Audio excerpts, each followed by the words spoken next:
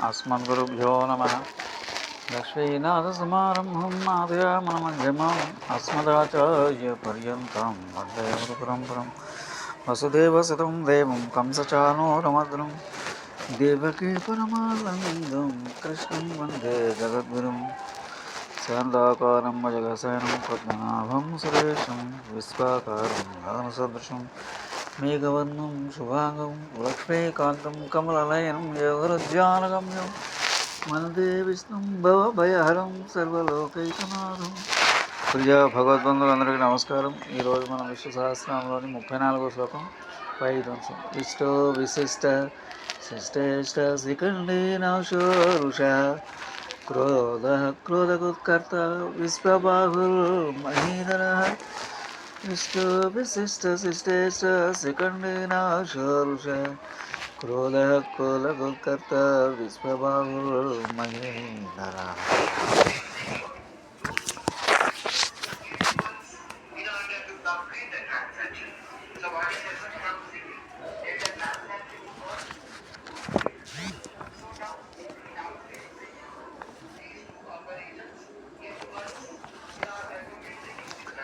మహిమానంద ఇష్టభావాలతో ధరించిన మహనీయునికి ఇష్టలు లేరు, అనిష్టులు లేరు.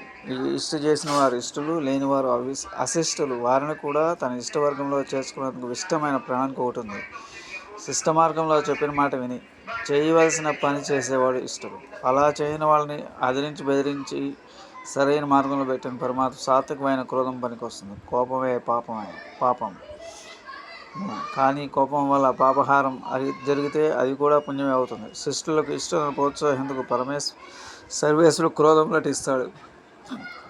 పాములా కాటు వేస్తాడు, విశ్వంలా రంకె వేస్తాడు. కానీ పాము కాటుకు కాలకూటాన్ని అమృతంగా మారుస్తుంది. ఎద్దు వేసే రంకె రసధారలుగా ఆధారమవుతుంది. నెమలిపించం పరమాత్మ శిరస్సుకు అలంకారం. అందులో విషయాన్ని అమృతంగా మార్చే శక్తి ఉంది. శిష్య మార్గంలో భగవంతునికి ఇష్టమైన పనులు చేసేవారికి ప్రపంచమంతా అమృతమయం అవుతుంది. పాము కాటు వేయటం మాని నాట్యం చేస్తుంది. వృషభం వాంఛితార్థాలను భరిస్తుంది. తదుపరి 35వ శ్లోకం.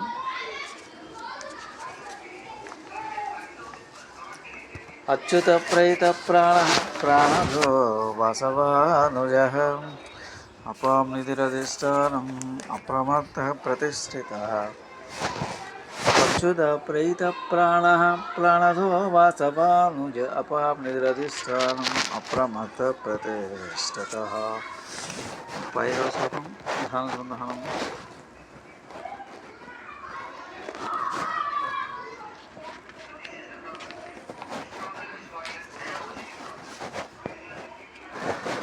ఐదో శ్లోకం అర్థానుసంధానం చేసుకోబోతున్నాం. మహీధరుడు ఆడిన మాట తప్పడు, మరో బాట తొక్కడు. నూరు ఆరైనా అతను తీర్చిన తీర్పే తీర్పు. అతను చ్యుతి అనేది లేదు. అందువల్ల అచ్యుతుడని అందరూ అతన్ని ఆరాధిస్తారు. ఇంతటి ఖ్యాతి మరెవరికి లేదు, ముందెవరికి లేదు. ప్రాణమే తానైన పరమాత్మ ప్రాణకోటికి ప్రాణదాత. అదితి గర్భంలో ఇంద్రుని తర్వాత జన్మించడం. అందువల్ల ఇంద్రునికి తమ్ముడైనప్పటికీ ఇతనుకున్న ప్రఖ్యాతి ప్రాధాన్యం ఇంద్రునికి కూడా లేవు.